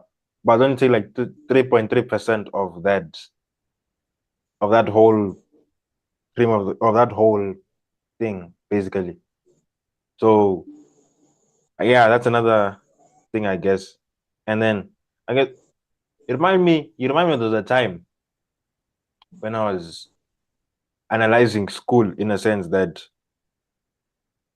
I guess I was analyzing academics. That's what I was analyzing, and that academics sort of puts you, like there was movies I was watching and everything, where, and then I saw, like, if you do academics, you put on you put yourself on a pedestal. In some form or another, you put yourself on a pedestal and you won't accept. So in metric, right? If I saw maybe the comfortability of life. Because in metric, if I saw in metric, if some there was some situation where I say I do the job to get the money, etc. That's what I said, right? And then I came to varsity, and now there are some jobs where like I probably won't do it, but but now I guess it's of not because of the not because of the like the type of job in a sense, but rather, or what I like to tell myself is that it's much more worthwhile for me to put time into YouTube and the podcast than into something on the side that gives me money, and then that gives me money, but not something sustainable, I guess. So that's what I like to tell myself, and that's what I see happening. And I guess maybe it's because of also it's much once you step in like the grade 1 to grade 12, being in that system has its own sense of comfortability. So you don't wanna leave this sense of comfortability that you're in to go try something that's not as comfortable or something that does not have. Perhaps you also wanna, I guess, also maybe with doing schools, with doing metric, right, and then varsity, it's also that's a sign of being above someone else, I guess. So when when you have a cashier job or waiter or whatever, that's now it's like it's not about the degree isn't about you getting the degree, it's about the status that comes with it. So you don't want to lower your status. It's a mainly status thing because you wanna go to varsity because it's a status, but then you don't wanna go to something perceived as lower because that lowers down your status. If you get me. Yeah, I get you. Like most of people don't want to go to a college because a college we already have that perceived mindset that a college is for people who fail, it's for people who didn't make the science to get into university. While university is where it's at, that's where all the smart people are, that's where all the business people are, which is not necessarily true. Like right now, people in university, they are there, they are doing courses that they don't want to do, but then they are there for the name that I'm in university. Like that And I feel even is the about life with regards to university. Like people are just there that they can break people and say, oh, I'm going to visit. Okay, you're going to visit, but then you're doing public management in this. Like there are some degrees that you can basically tell from the beginning that are gonna be useless in a point. And then there's some degrees where you're gonna have that need you to have connections where you don't even know where to start. Like it's not because like cashiers don't have university qualifications. They have university qualifications, but then they chose a qualification that like it's not in South Africa there are certain qualifications where you know that you have a fighting chance, and then there are qualifications where you're setting yourself up for failure because like it's South Africa. Like you have to make peace with the fact that you're not gonna be a mechatronics engineer in South Africa and make a lot of money. Like there are some fields in South Africa that are not as developed as they're not developed enough for you to be like, I'm going into this field. Like maybe after a few years, yes, they will develop, but then what will you be doing in those few years? Like that's why you get people sitting at home with degrees and masters and honors. Like you did a degree, yes, but then the field you're going to is not diverse enough to employ all 500 of you who graduated. Like, which results in you sitting at home doing nothing for the sake that you went to university when you could have gone to college, done something like IT, and then you would be working by now. Because I mean, you cannot be unemployed with an IT certificate. Like that's a choice. That will you making a choice. It's not situation, it's the choice. Like some people are unemployed by choice because there are certain certificates or degrees when you look at them and you see that the person is unemployed, like you are unemployed by choice because with IT, there are so many stuff you can do with IT. You can even bridge into cybersecurity if you want to. And cybersecurity is like the in thing right now. Like there are even companies that are willing to pay people to train them into cybersecurity. Like, oh, you have companies to are reach forced present your actually. grade 12. the boom in cybersecurity was forced. Like there's no way companies can invest in cybersecurity. It's just like there's simply no way. So then you know that cybersecurity, like if you have like a certificate in cybersecurity, you excuse me, in cybersecurity, you are sorted for life. Like cybersecurity will never end. Like while you are now you're busy setting up a security system, someone's child is already working on opening it. Like there are people who are born naturally with knowledge in computers, while some have to fetch it from school. So then while we're now you're busy working on the security of this certain type of gate or firewall, there's someone who's working on breaking it. So then you always have to, yeah, you always be employed. That's what I'm saying. Like you will always be busy with the degree. There's no saying, oh, I'm sitting at home because I did cybersecurity and there's no jobs. You are lying to yourself. Like there's always a job. I remember like my sister did IT.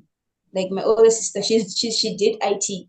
And now she's working in cybersecurity. Like she was telling me to go into cybersecurity. That's like, I will consider it if like this route I'm taking now is not working. I will consider it. But then after that, if the route I'm taking now works out for me, then I'm still good. But then if it doesn't work out for me, I know what I can go into cybersecurity because companies are always employing people. Like I remember you can work for banks, basically every single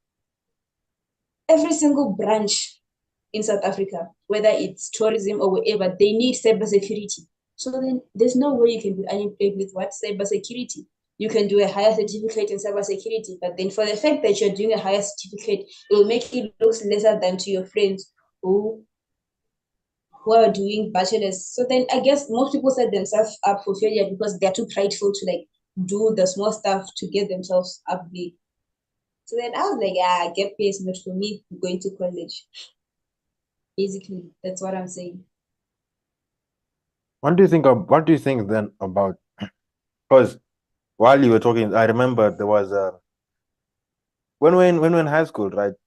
Late high school, grade 10 upwards, you'd get this where you'd from time to time you'd see a person, let's say they say you'd see like a meme or video or whatever, where or you'd hear a story of a, let's say, maybe it's a homeless person, maybe someone washing the cars or whatever. You're washing the cars, and then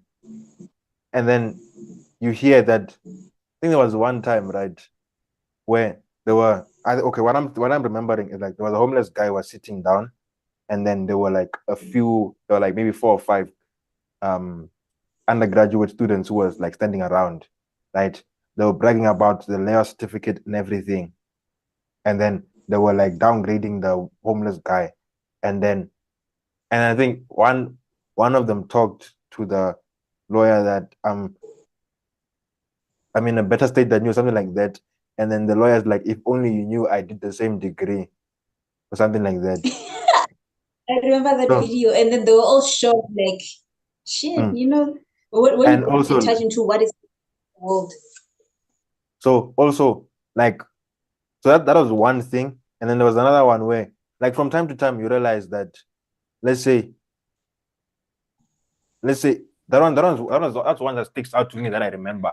But there's also like others where, let's say, there were I think like they were homeless, maybe cleaning bins and so on. Then they're like, we also did degrees, but then we are here, that type of thing. So what I'm trying to figure out is how is you were told these things, right? But then when it happens, it becomes a shock. So and you take it lightly here, right? But then outside you don't. Outside you like I was told outside you sort of why was it outside when it happens to you, like why didn't anyone tell me this? Whereas when you look back, they actually did tell you that. So I wanna how is the school system so closed and out of touch with reality that people that you only realize, even if they tell you, it only sticks in your mind after that situation happens to you. Whereas before you hear it, but you don't take it seriously until it happens to you. Like, remember, there's this thing whereby when you're still in high school, the lecturer himself will know that the degree, the stuff he's teaching you guys, like he's basically just your degree is gonna be a piece of paper because given the fields that you're studying towards. Like, yeah, it's practically useless because like certain fields in the worldwide, basically, like they are not developed enough to be able to accommodate all the people doing that certain degree. Like, from the beginning that this degree that I'm doing is going to be useless for me in the long run. Because remember, some degrees that you will not be able to use them at government institutions, right? You will use them at private companies. And at private companies, they have that thing of nepotism. Is it nepotism? Where they prioritize their families over you guys. So then you'll Yeah, find that's like you nepotism. are qualified to do this job. What? But yeah, that is nepotism. Yeah. Yeah, you are qualified to do this job, but because Fanikek's grandchild is also in there, and even though he's not performing as well as you are, they will prioritize him over you to gain favor with Fanikek. So then that's what I was saying. Like some degrees, basically, like you basically set Not yourself about up it's for not failure about because you know that not if about you being competent. That's what you're saying. It's not about restricted to set, it's not about being competent, sort of. So what you're judged yeah, on I remember. changes. Yeah, I remember someone once told me, like, in this world, it's not what you know, but it's who you know. So then, even though you have, like, you got your bachelor's degree with 100%, and then I'm out here with my diploma with 10%, but then I actually know someone in the company that I'm going to work with, I will be prioritized over you because of what I know someone there. And then you don't know anyone there, so then you don't have that connection. Like, basically, in this day and age, in this economy, you need to have some kind of connections with the working world, which No, is that why wasn't that's in varsity is general. not big. You won't be able to gauge that connection through varsity. Like you can basically tell from the beginning, like there are so many people sitting at home with your degree, but then if you have a connection, you can go and do that degree. If you don't have that connection, you're basically setting yourself up for failure. Well, not everyone, because some people actually go and work abroad. Like if you do not have the means, you do not feel comfortable enough to go work abroad, then you shouldn't be doing certain degrees. Like there's some degrees that that I will never get employed in South Africa. Like me personally, I am open to working overseas. Like I don't have a problem with going overseas in terms of a job. While some will be like, no, I will be too far away from home. No, I will have to start with visas. I will have to start over that side. And then why are you here? Because if you're going to restrict yourself to working in South Africa, then basically like you are never gonna get to the point where you wanna be, because already like the unemployment rate is 31.9%, right? And then I there are don't still know. I don't know. people in university doing that same degree that you're holding, the same degree that you want to do. And they're telling you that do not come this side, it's bad this side. Like if people tell you don't come this side, move this side, you must listen, because these days, it's connections. Like everywhere you go, you need to have connections. Like even some people who go to varsity, they only went there because they have a parent who's working there, an uncle who's working there. They have that connection. Meanwhile, in college, you don't need to have a connection to go to a college, but a connection will be good for you after college, which is why I say college is the way to go, because you have connection to the working industry. No, varsity you don't have that connection. Dude. The only connection you have is with your lecturer, who barely has any connections himself. So like sometimes, like I said, people set themselves up for failure. Like from the beginning that what I'm doing is gonna backfire in the end, but you still go there. So then like honestly, like some people are suffering like because of the choices they made, the choices they were advised against us. Like as young people, we need to learn to listen. Like we need to learn to listen. Like if someone says don't do this, then don't do it, because it's not, yeah. But then you think when you're better than them, you'll find a job. You won't. You won't. Like I'm serious, you won't. Like someone is sitting at home with a master's in that course, and then you think when you're in your bachelor's will have a fighting chance. You won't. So then you just make peace and then go to like, that is why most people right now are going for computer science, computer engineering, because IT is where it's at. Like if you check, none of us wanna do these small courses. Like even people who did life science, they dropping medicine and going into the IT industry, because that's where it's at right now. Like IT is where it's at. You have to do a degree whereby you know that no matter what happens, I will always have a job. I will always have this. I can go international with it. There are some jobs like you cannot go internationals with them. Like, what are you going to do and where are you going to do it? Like, you cannot study certain. Okay, how can I use an example? You cannot study about agriculture. You see, agriculture, you can use it everywhere. in the world. Like there's no country that is agriculture. And then tourism, you can also do it everywhere. Like, but then there are those courses that you know that if I do this one, I am restricting myself to South Africa because this type of shit only happens where in South Africa. Like it does not happen everywhere else in the world. For example, everywhere else in the world, like there's no sponsor shops at every corner. Like right now, from my residence, I'm like 11 minutes away from school. I passed 7 sponsor shops on my way there. Like there's no sponsor shops in America. There's no 7 shops selling the same thing in the same place. Like you restrict yourself to South Africa by doing those certain types of courses. So then you have to be like, you have to choose stuff that you can also go international with them. Like there's certain types of laws that only apply to South Africa. There's certain types of laws that only apply in America. So what you have to do is make sure that the type of law that you're doing allows you to go what international, because most firms in South Africa are private. When it's private, obviously, like if I were to start a company in electrical engineering and my kid studies electrical engineering, I'm not gonna be like, okay, so this kid has 100%, my kid has 45%, so I'm gonna take this kid. No, I'm gonna take my kid. Why? Because I want my family to develop. Like your kid and your 100%, you will make a way. But then as long as my kid is working and employed, like we'll figure out the rest, you know. Like I will literally do that. Like shit, I'm not denying that I will do that. Like I will do that if I were to open a business. Like they prioritize the family members, they prioritize people they know. So then they've never heard of you. Why are they gonna take you in? You know what I'm saying? Like some degrees you need to have strong connections. You need to have like the faith of Job in the Bible. That's what some degrees require. You need to have faith like Job because it's bad out here. Like I've seen it myself. Like it's bad. Like I've only done apprenticeships, and I can already tell you, Uguti, oh, we out here. Like it's bad. It's literally bad. But yeah, that's my perspective. My perspective. Keyword my.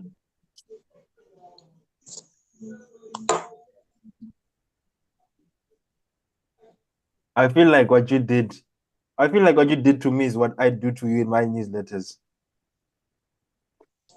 You see, exactly.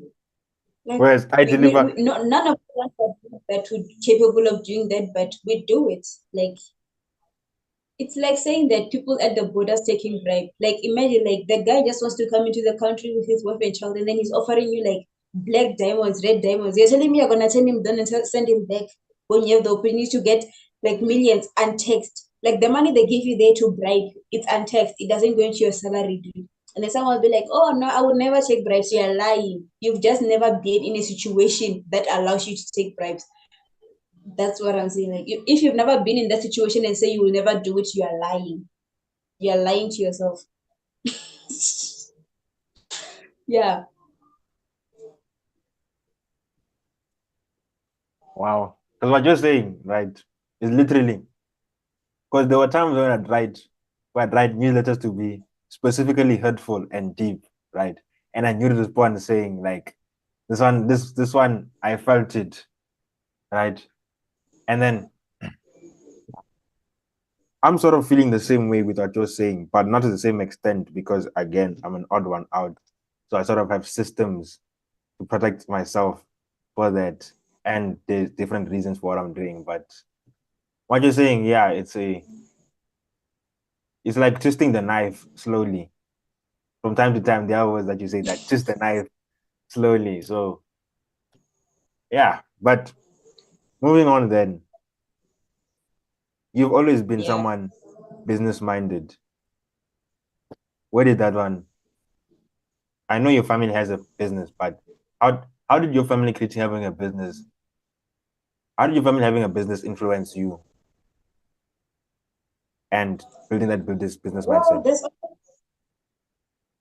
there's also that thing of like, when your family has a business, like let's say your family is into farming, you also have that thing whereby you are selfish in your family business. You feel that you are entitled to it in a way. Like yeah, entitlement basically. Like you feel that you're entitled to work in that company. Like even if you feel like I should be a doctor, but then just for the fact that your family has farming on a large scale, like they are commercial farmers, like you will feel the urge to go to that like agricultural field. And then there's also that thing whereby when your family is into farming and then you say, no, I don't want to be farming, I don't want to, I do medicine. There's also that emotional blackmail you get from your family and your parents that be like, oh, so you're throwing away the family business, the legacy I'm building for you. You say you want nothing to do with it, so then it makes you look like you are ungrateful for the business that your family has. So, which is why most people they end up working for their family business because they were emotionally blackmailed by their parents. Like imagine your family has a farming business and then you choose to go work in, I don't know, selling cars. Like who do you think is gonna look after the family legacy that your family is building for you? Because that's the main thing that causes people to go into careers where their families have business in, because it's your legacy basically. And then if you don't go into your legacy, you will look ungrateful. Like you're saying that it's not worth it. It's not, it's not for you. Meanwhile, it's the thing that has fed you from the day you were born. Like they blackmail you into doing this stuff. Like they'll literally tell that you're so ungrateful. What? Who do you think is gonna look after the business? Like they literally say that they did it for you. Like they say, oh, I went through so much so that you guys can have this industry. What? So then now you also have that thing where you're like, oh my god, it also steps deep in the heart. Like when your parents tell you that they're doing it for you, like everything I did for you, like my sweat, blood, and tears. Who do you think is gonna look after it when I'm gone? It's supposed to be you. And then you also have that thing of like, okay, fine, I'll just do it. Not because I want to do it, but because you're not giving me a choice. Like most people, you don't have choices but to go into your family business, which is honestly sad, but you don't have a choice. You have to do it because if not you, who's gonna do it then? No, you don't want to look ungrateful for what they did for you. Then how has that influenced your business? How does it influence your business, I your view on business? me on business, like I was never one with the certain types of business that they were into. Like I know how to take care of the animals and whatever, but then it's never been a passion for me.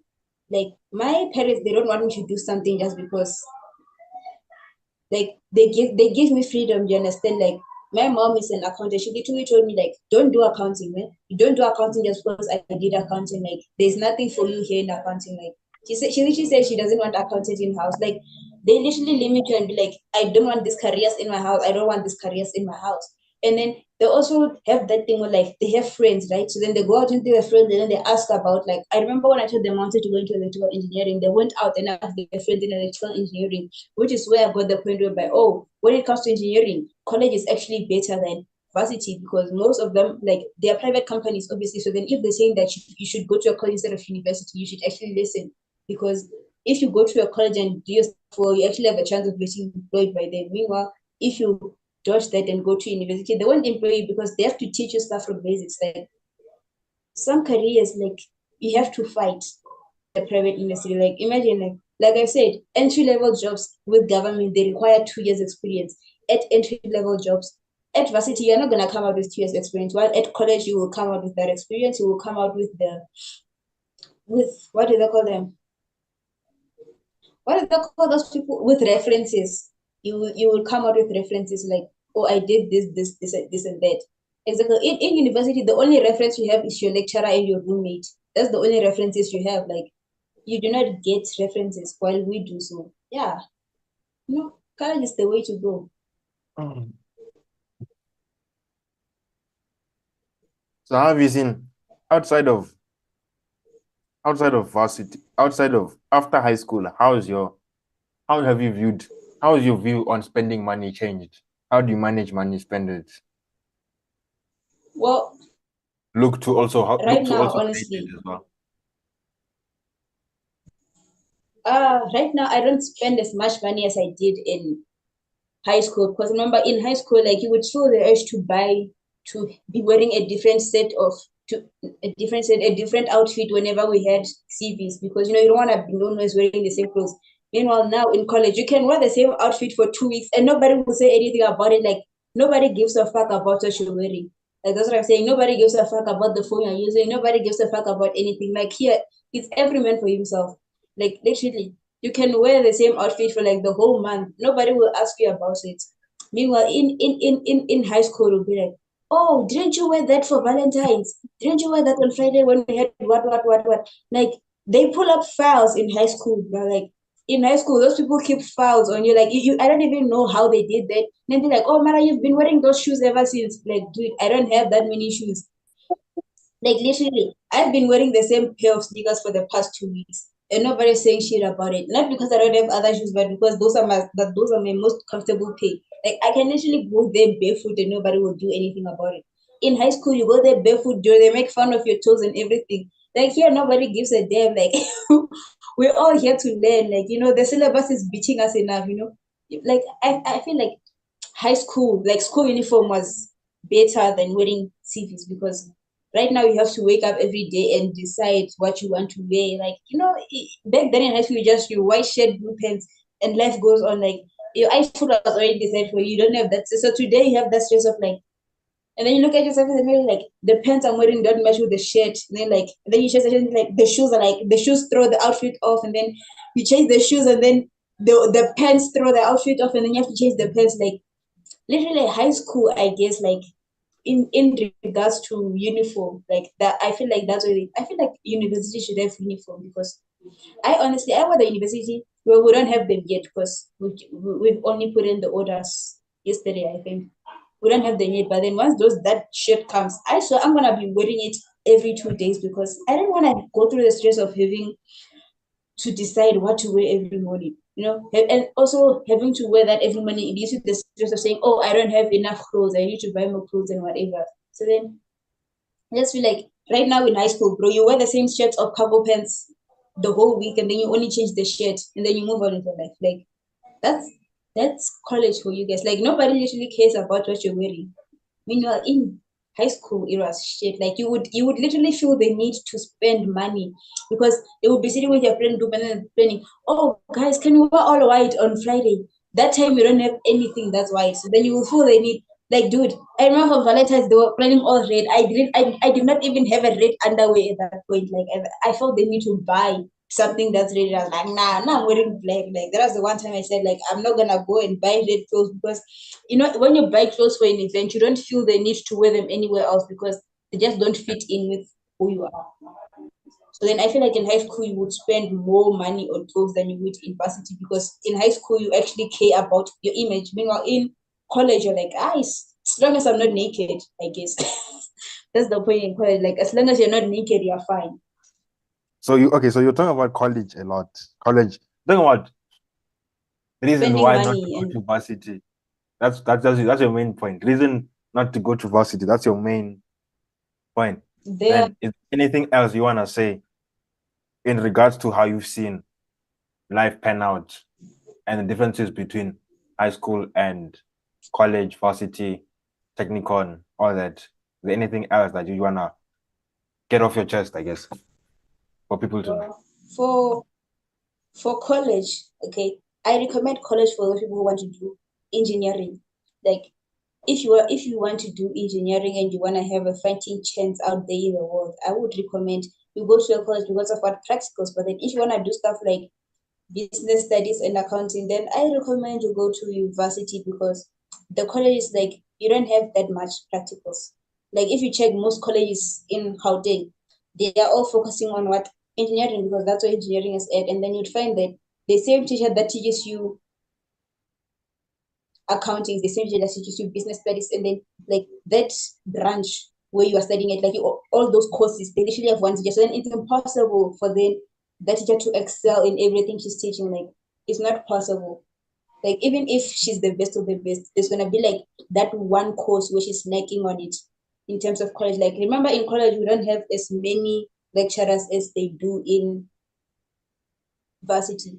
I mean, right now I only have two lecturers. I'm doing 4 courses right now, and then I only have two lecturers. So then I have the lecturer that teaches me engineering science also teaches me maths, and then the one that teaches me electrotechnics also teaches me industrial electronics. Like, and then you will find that when you go to a college in regards to accounting, there's only one teacher that is in charge of the whole financial part, like that is in charge of the financial department. Like there's only one lecturer. So then you find that while you'll be sitting in the same class the whole day long with one teacher because she'll be teaching accounting, she'll be teaching business studies, she'll be teaching commerce studies, she'll be teaching like everything under the faculty, that she would be the teacher. So then it's impossible for her to excel in all of those courses underneath. Like there'll be that one course where she's liking it, and then it'll be that course that you need the most. Like you need to pass the most in order to have a fighting chance out there. So then engineering, you can go to a college, it's fine. Like I encourage you to go to a college. Like I encourage for engineering, but then for other faculties like PR, yeah, PR you can do at the college. I mean, it's What's not that PR? hard of a course, but then public relations, HR, stuff like that, business management, not business studies, business management, not studies. Okay, there's a difference. I don't know the difference, but there's a difference. Like for those courses you can do at a college because they're mostly like short courses at universities. If you check most of it, like they're like qualified, they're like under short courses, higher certificates, diplomas. Like you can do those courses, but then accounting, nah, just go to university. But then if you cannot go into a university, you can come to a college, but I doubt it will be on the same level. And in terms of spending money in college, I mean, like in college, you don't have as many friends. Like you don't feel the need to impress anyone because we are all at college for our own reasons. Like I can be at a college because I cannot afford to study at a university. I am there because it's close to home. I am there because I was able to bribe into getting in. Like you're all there for your own reasons. So then you don't feel the need to impress anyone. You don't feel the need to make friends in college because remember, after in college, like there's no breaks in between. So then you don't have time to make friends. I mean, like, all four courses, like I have a class from 8 to 9. Immediately when the class ends at 9 o'clock, I have another class from 9 to 10. Immediately at 10, I have another class starting at 11. I have another class starting till 12, and so on. So then I don't have enough time. You don't have enough time to socialize. If you have time to socialize, then you're obviously not studying enough because in college there's no time to socialize. Like literally, when we were beginning, like they did that thing in matric where they told us that we are already behind. Like we're just starting, and you're saying us already behind. Like, bro. And then the ones that we have 36 days to write exams. Like we're starting this thing now, and you're telling us you've already started the countdown. Like that's how busy it is. That's like then you don't feel the urge to impress anyone if you're close. You're like, as long as I'm present, as long as I'm dressed, as long as I'm present for the class, then that's all that matters. Like even the teachers in colleges, they don't dress like the teachers in university. In university, like your teachers, they dress fancily. Like my teacher here literally wears a worn out polo shirt and jeans that have lost their color. Like literally, and then sneakers that are so dirty. Like he doesn't care as long as he's there to teach you. Like the standards in college with regards to like dress code and everything are lower than if you were to go to a university. In my point of view, like the standards are not that high. Like remember college, it's associated with poor people and people who are failing. So then you don't feel that urge to You don't impress have to. anyone. You don't have At university you'll be at with students who they have so much money. Like someone will be driving a BMW to campus, and then at that time it's your parents' dream car. So then you will feel the urge to impress that person because like if you are driving a BMW as a first year, then obviously you have some kind of connection that I have. In college, if you're in college, you don't have any important connections. Right? You don't have big connections. You do have connections, but they are not broad enough.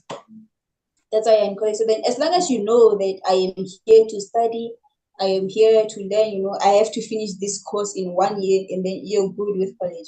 Like as long as you know what you're doing there, you're good. As long as you know why you're there, you're good. In universities, like I can repeat the course. I can do this module next year. I can do this module till my final year.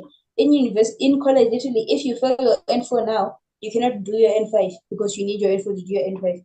Meanwhile, in university, the only way that you can get blocked from doing your second year is when you're doing it's a prerequisite module that blocks certain modules for the next year, and then you have to repeat your first year. Other than that, you can do your first year modules in your final year.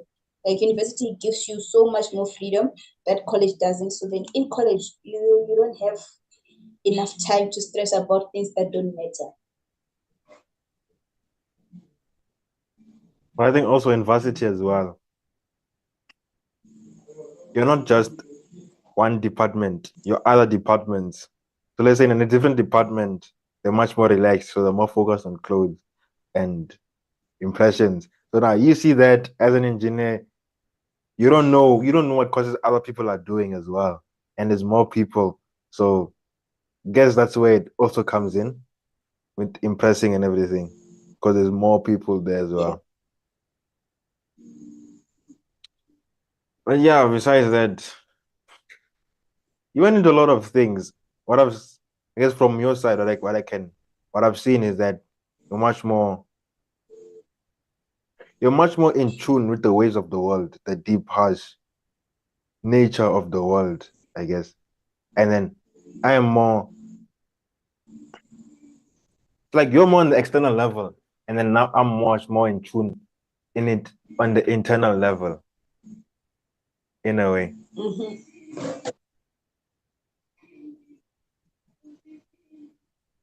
Yeah. You are much more limited than I am. That's what I can Hmm? say. Like you you guys in varsity, well, let's say you don't have you're not given the capability to work outside your comfort zone, outside your they basically make you guys think inside a box. It's like they limit the amount of knowledge you get. Meanwhile, here you get all the knowledge, you get the practical, and you also get the theory, which it doesn't matter that much, but because you cannot just do practical and pass, you have to do theory. Like, and you also have to pass the theory because, like I said, Department of Higher Education, that's where the exams come from. So then you're being tested on a standard along with everybody else. Like, I'm still against the fact that a private institution goes with the exams that come from Department of Higher Education. Like, I was expecting IEB or those kind of vibes, but nope, Department of Higher Education. So then, since we're being tested on that standard, obviously we have to push the theory. But then if it was, I feel like if we weren't tested by the Department of Higher Education, we would do more theory and like basically we will do more practical than we would do theory because we wouldn't need as much theory as those in public institutions because we're not like they'll be able to know how to set the exams. Like the exams should be asking us about practical stuff. If you get what I mean, I feel like we would just be doing pets throughout in order to pass.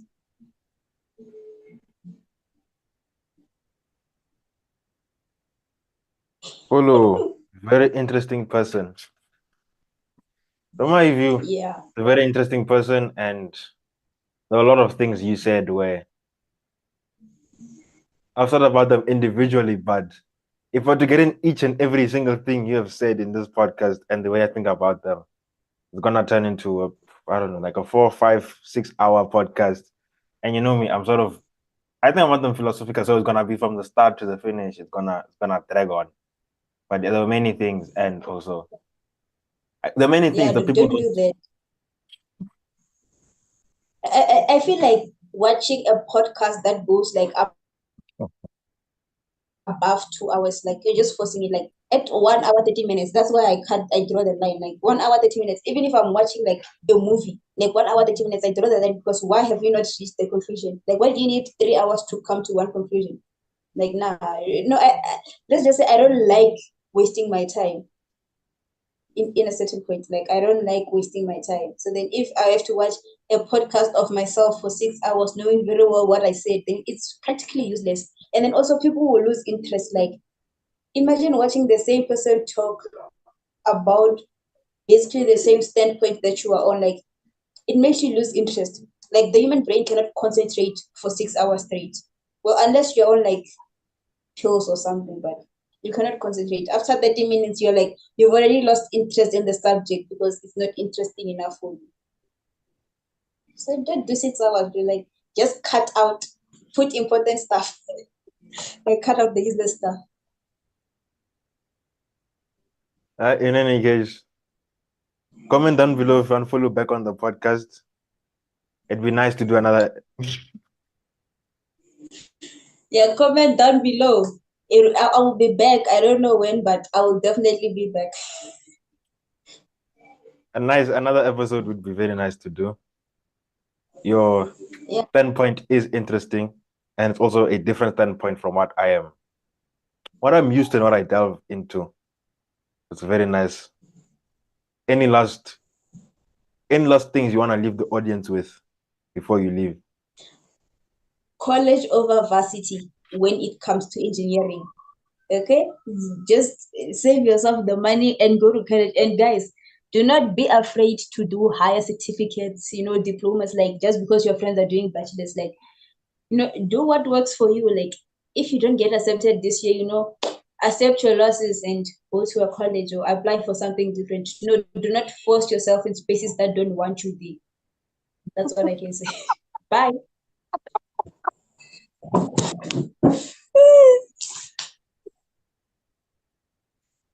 In places that don't want you there. Like Wow. obviously, dude, like if the university puts you on a waiting list and then they open late applications, they don't want you there. Like they don't want you. They don't need your money. So just move on. Cut your losses and move on with life. Wow. How much? Okay, quick thing. How much are your fees for engineering? Uh in a total for the year, I pay around 19,000. In a total for my diploma, I pay around 19K. Yeah, That's it's wait for 2 years, for both minus. years, Yeah, no, for for one both year. years, for 1 year. Okay. So that's For like one year. maybe Like last year I was that's three at times. a That's three different times place. less than mine. Obviously, last year I was at a different place. So last year I was paying 16,000. Obviously, because the school fees for N1 to N3 won't be the same as N1 to N6. So then last year I was somewhere around 13, 14. But then this year I'm on 19 because it's a higher qualification. Meanwhile, the same diploma I'm doing at a college, you are doing it at TUT for 100,000 a year. So just cut your losses, guys. Like university is not for all of us. In any case, thanks Follow for being on the podcast. Comment down below if you wanna see Follow back on the podcast. This is the 9th. We're recording this on the 6th of February. Probably gonna release maybe March, September. So guys, please subscribe and share so that I can get money to pay for a video editor. Video editor is necessary so we can release episodes. But in any case, make sure to like, subscribe, and share, and then we'll see you in the next episode. Bye.